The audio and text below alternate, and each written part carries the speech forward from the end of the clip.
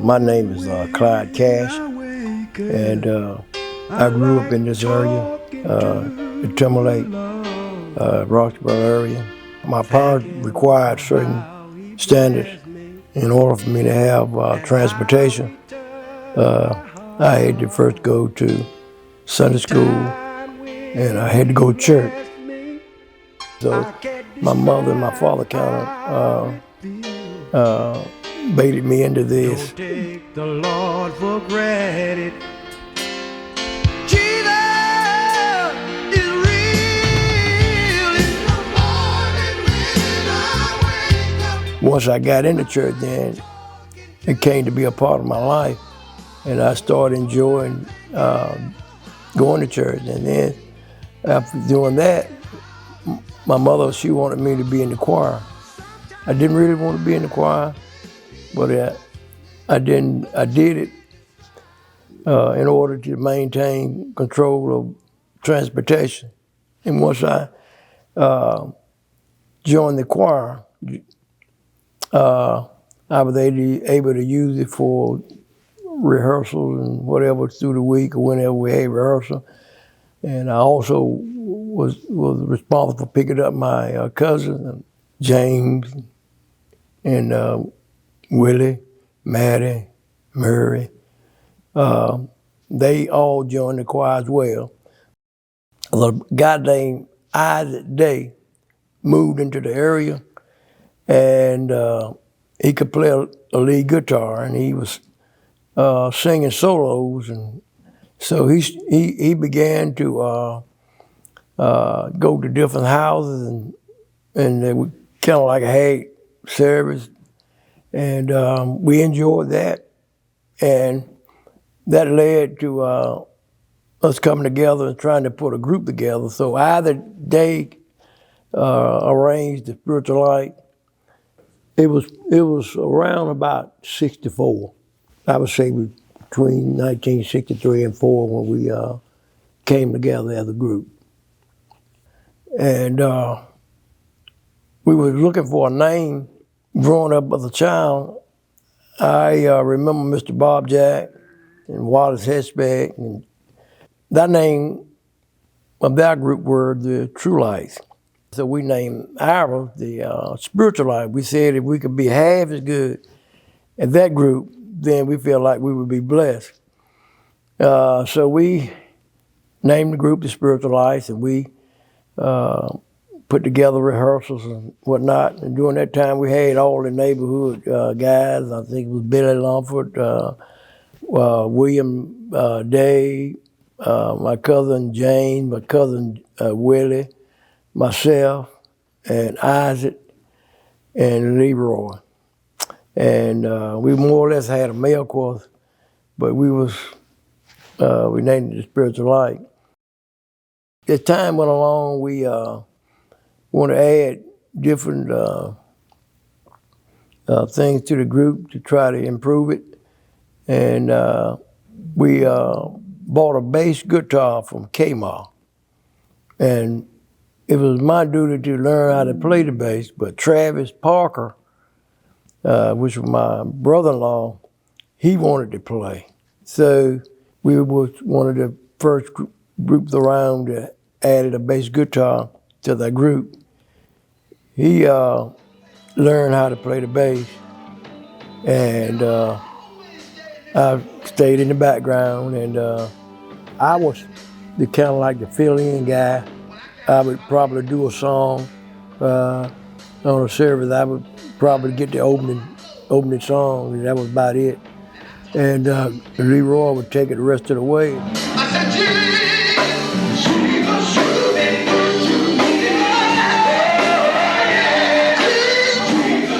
Then Lewis came aboard, and it was Leroy doing he took my role. I was the background. I went singing the baritone part, and Leroy was more or less the open up guy, and Lewis became the lead vocalist.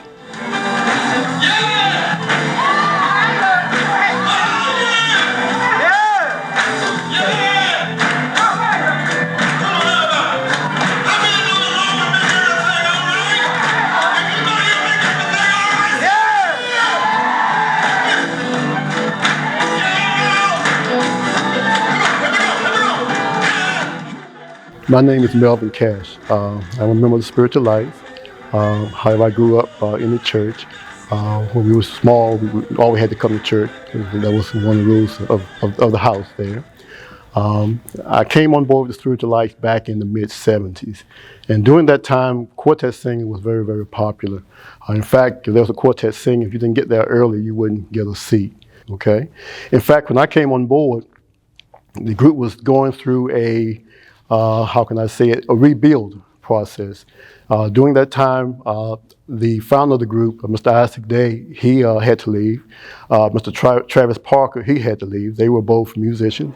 And my cousin James Cash had to leave. And my other cousin, Willie Cash, or June Cash, he had to leave. So as part of that, to keep the group going, we picked up Otis Swan and Johnny Davis. They came on board.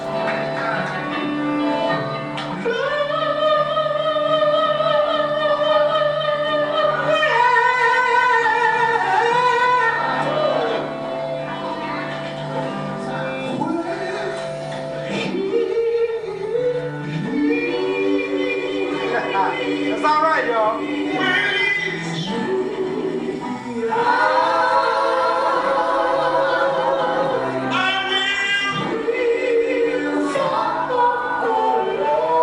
Now, when they came on board, it was later decided that I would be taught how to play bass guitar, and my cousin Steve, he would learn to play lead guitar. And Johnny taught me bass, and Steve, he learned to play lead. And it took me a little longer to pick up the bass than my cousin Steve because I did not have an ear for music. I wasn't that crazy about the bass guitar, but I liked being a part of the group.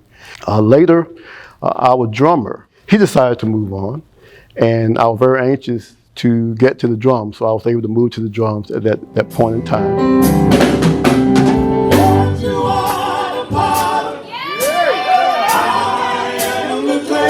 And the last thing I've been involved with the Spiritual Lights is writing the songs. I write quite a bit of the songs for the group, and that I really, really enjoy. And a lot of my writing, of course, it comes from some come from fasting and praying. Some come from the Lord just give me a message from something that just be happening in the news or whatever. My name is Andrew Day. My father, Isaac Day, he was into music and was going around and singing at different places.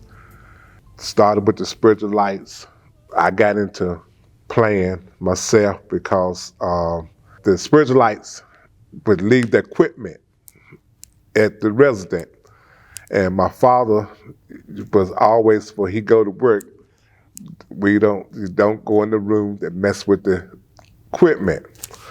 And what I always do, I always sneak in, and at the time, Travis Parker was playing bass, and I always go in there and mess with the guitar.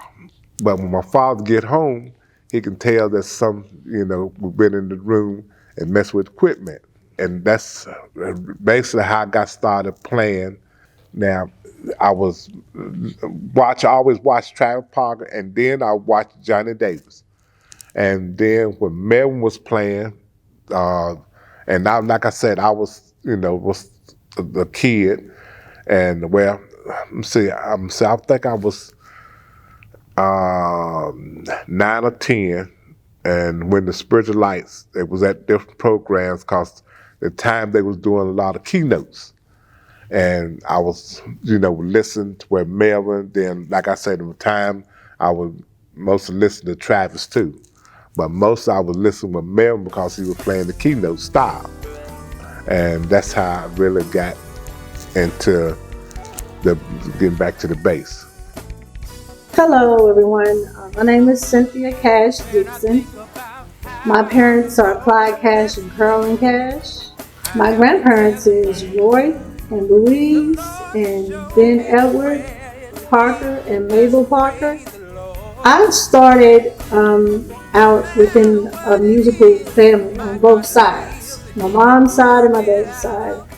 My mom was a vocalist and a praise and worshiper, And she pushed me a lot, along with my dad pushing me within the music. And I can remember them bringing me young as 3 or 4, and I'm sitting in the audience listening to them sing. And I can never forget the song that they used to sing all the time, Jesus, you've been good to me. And I just loved music at that time, the rhythm. Didn't know at that time that I was going to be a musician. And even with my grandparents, my mom's dad played the guitar. And between my grandma and my granddaddy on my dad's side, my grandmother was a praise and worshiper as well. She would be in the kitchen cooking for us, and at any time she would break out, whether she had flour in her hand or whatever, she'll break out with a praise and worship. And her favorite song was I Need Thee. And I didn't really realize why did she keep singing this song, I Need Thee, not knowing that the words of that song is powerful. I need thee, and I would need him. And throughout my musical experience, I needed him. And I was able to sing that song, just that song, through my times. And starting off with the environment of my grandparents and my parents, and storing me with music. They found the keyboard from somewhere, my dad did, and a large, huge piano. That first piano will be the instrument that I will be focusing on pretty much my entire life. So both parents tried to find someone to help me learn how to play the piano. And the only one that wanted to take the time out with me was Carla Winstead from Young's Chapel. And my mom and dad took me weekly to her house, and she taught me the keys to the keyboard and the chords. And so I continued until I learned more and more chords and how to play different things until other people wanted me to teach them. So I started teaching them what I know, just like Miss Carla Winstead did. So God blessed me to be able to get my degree from North Carolina Central, studying in vocal, along with the overall music. And I was able to help others. My name is Wanda Carrington, and I'm actually from Durham County. My mom and dad, they were just awesome singers back in the day. My dad sung bass in different places. My mom actually was a member here at Clegg's, and my dad was at Salon, but when they got married, they all came here. So, just singing is just part of my family. I just love it. Even in school, in middle school, I actually won first place singing country. I like all different kinds of music, jazz and stuff. So when I actually was singing in the concert choir there at Northern High School in Durham, but I was always a member at Clegg's. I remember coming to the church first and third Sundays. We didn't have church every Sunday, but I was always here. If you laid down at night, like everybody else said, you got to get up and go to church the next day, even if you stayed out all night long doing whatever you had to do, you had to get up and go to church. So, and I really am grateful to God for my mom and dad for implanting that into my heart. And I'm the youngest of 15 kids. So it was 10 boys, 5 girls. And basically most of us were musically inclined. My brothers that had different groups and stuff. So I'm a singer. I've been, Lord has blessed me with the ear. I can't play a tune. I can't beat a tambourine or nothing like that. But I have the ear, and I thank God for that. And so after I graduated, I actually, me and a friend of mine that we go around singing with the Angelic 3, and that was me, Teresa Burton, and Shirley Wade, and she's Bishop Apostle Anthony now. and Sharon Brooks. We were all called the Angelic Three. Pastor John Prince Key, he was actually in high school and I was out of school, and he started a gospel choir called the Revelation Experience.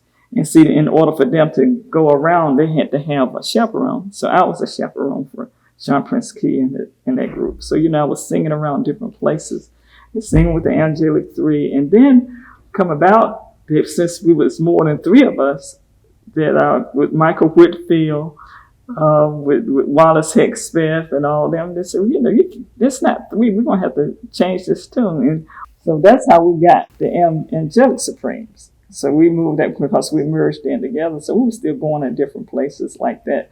And, with being in the church, just singing them old hymns. And I'm like, oh, God, here we go again. Got to sing them old hymns. And, Brother Matthew Burton and Brother Connie Hammond and all of them singing them old songs. And I never could get it, and not until I actually got into really feeling what God has put in my heart and to listen to the words and to get into my spirit. And so, that actually made a change in me, because it wasn't just what I was singing.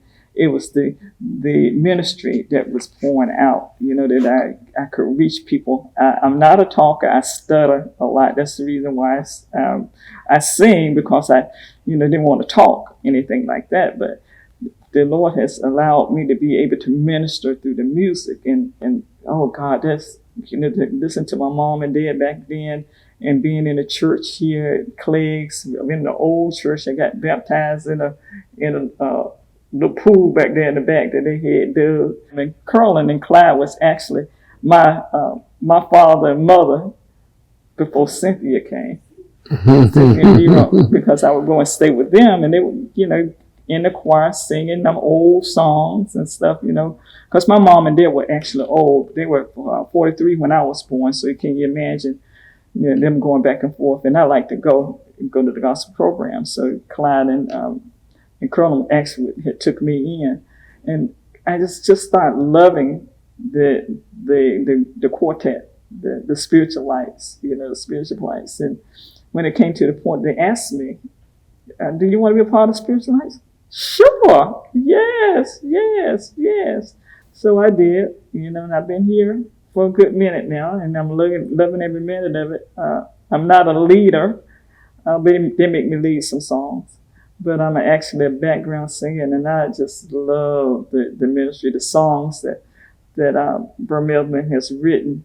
It's been just awesome, because once you feel it in your spirit, and the words that actually just minister, you can just see the difference in people's eyes and faces. And we don't go out there to try to draw the crowd or anything. We go to minister, and that has really made a difference in my life.